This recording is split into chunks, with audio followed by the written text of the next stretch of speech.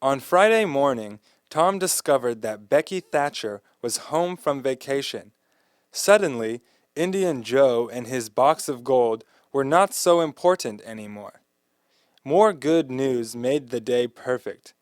Becky's mother agreed to let the children go on a picnic with all the other children the next day.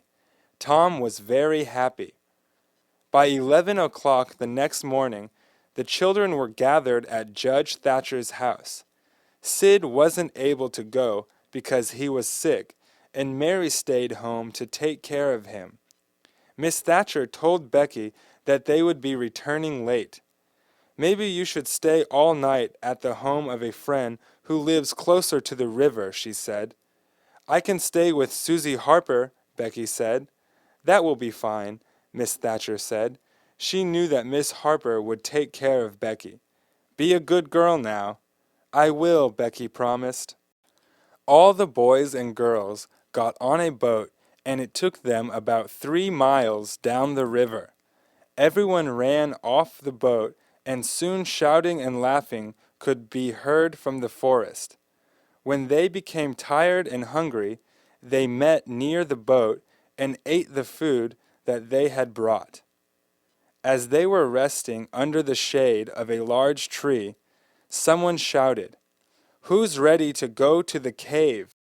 Everybody was. They all jumped up, took some candles, and ran up the hill to the cave. They entered the cave through an opening in the hillside. A door had been placed across the opening, but it was not locked. It was a strange pleasure to stand in the cool, dark room in the cave and look out at the green valley shining in the sunlight. The children decided to explore the cave.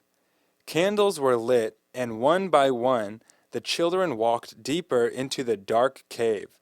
There was one main cave about 10 feet wide, and from this main cave, several other smaller caves branched under the hills for miles.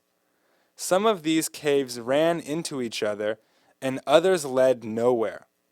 It was said that a person could walk for days and days in the cave, get lost, and never find the way out again. Nobody knew where all the caves went, but most of the children knew the way in and out of a few of the small caves. The children walked for almost a mile. They separated into groups of 2 and 3 and went to explore the areas of the cave that they knew. Then one group after another began to arrive back at the entrance of the cave. Tom and Becky went into one of the small caves. Becky was afraid they might get lost, but Tom told her not to worry. I know these caves better than anybody else, Tom said. I've been here many times and have never gotten lost. Okay, Tom, Becky said. I'll trust you. After playing in the caves for a while, the children met back at the opening. They were surprised to see that it was dark already. The riverboat was blowing its whistle. They ran to the riverboat and started back home to their village.